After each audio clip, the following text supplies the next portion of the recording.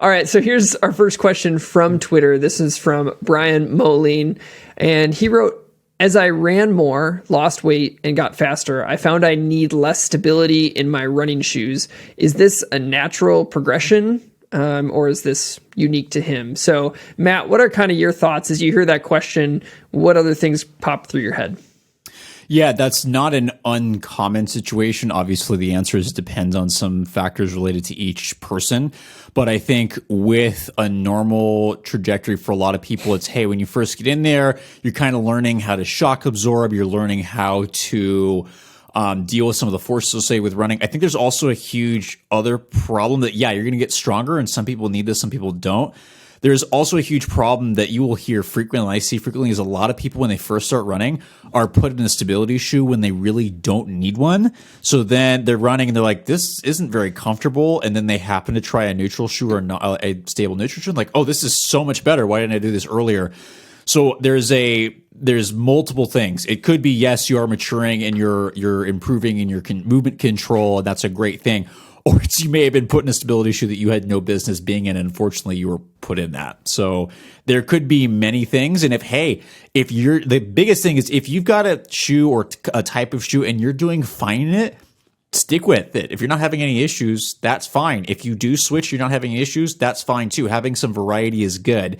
I'm not saying going back to a stability shoe is a good idea. I am saying you need to find the type of footwear that works best for you. That might be one or a couple.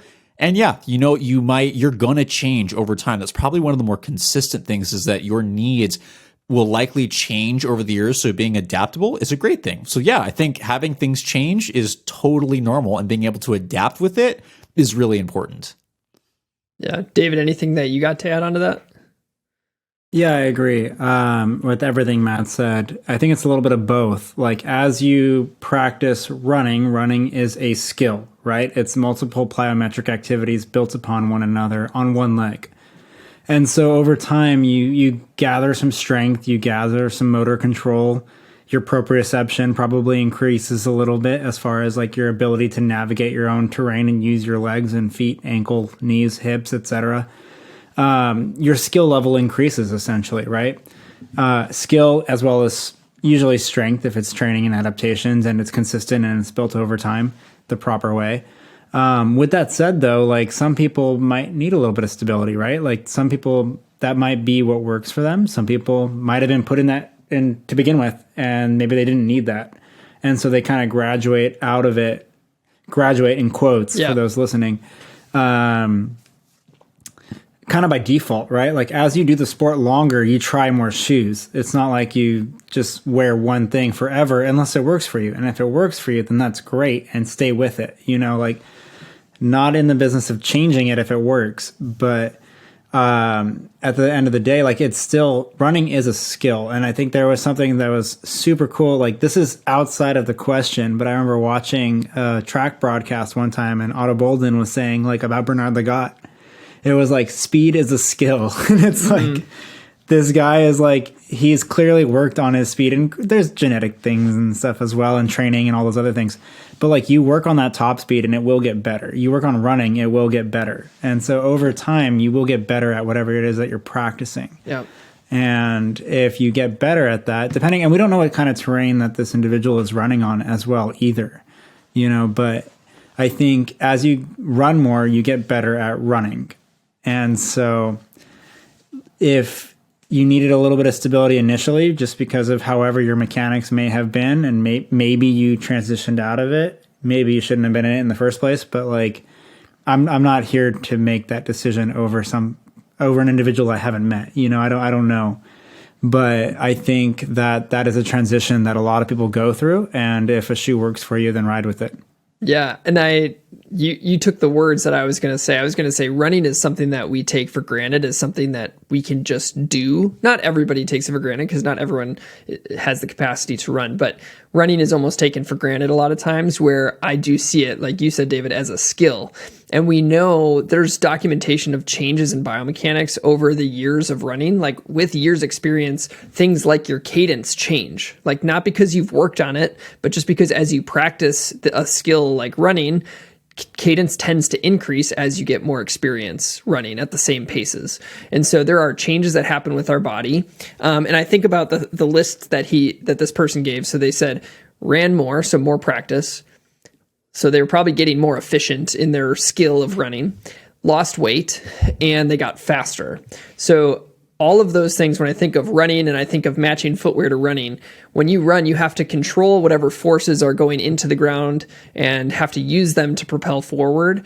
And as you run faster, there is a shorter ground contact time. If you've lost weight, there is less force that you need to control. And if you become more efficient, you are not wasting energy controlling motion one way or another. So I think in terms of this progression, you're decreasing all of the demands that are put on the shoe, quote unquote, just on the shoe itself as you're running, if you're putting less force through it for a shorter amount of time and you're doing it more efficiently within yourself. So I think that does make for a natural progression towards not necessarily just going to just neutral shoes, but being able to just handle lots of kinds of shoes.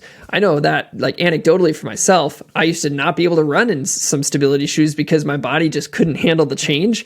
Whereas now I go, and I couldn't run in low drop shoes either. I remember when I first started testing, I could barely run in any Skechers 4mm drop shoes because I would get irritation in my Achilles and my post tib and my plantar fascia. And so I had to really marginalize my time in those shoes. Now I can just do whatever because my body has adapted. So I think that's just a whole other piece. It might not just be that you went to a neutral shoe. You just have more versatility in what's available to you as a runner because you have more capacity inside yourself. Matt, go ahead. I would totally agree. And Simon Bartold and I had this exact same discussion going. The shoes that you start running with are probably not going to be the same ones that you continue to advance with, because as you become, like Nathan mentioned, David, as you mentioned, as you get more experience, you often improve your, like, again, you're running faster, you lost some weight, so there's less, less you're carrying, right? And then you also are running farther, so more experience. So you're going to be able to tolerate very different things than when you first started. That's why people were asking us, hey, how do we categorize footwear? And maybe we shouldn't be categorizing things based on, stability level, which is what was done previously. It's thinking maybe a little more cushioning when you're a newer runner might not be a bad thing. And then as you get better and you know the sport and your body knows it, you might be able to handle lighter, neutral, faster shoes. But that's also why I really discourage newer runners from trying the carbon plated or the super foam shoes because they're so aggressive. Your body's not going to know what to do with them. Whereas when you start, you just need probably a simple cushion shoe, maybe something stable neutral, though that's my bias. But as you learn, as you continue running, get experience, you're also going to learn what you like and what you can handle. So I think this is a natural progression, maybe not in the way this person was asking, but it definitely sounds very natural to me. And I just want to reiterate. Go ahead, David. I'll go after you.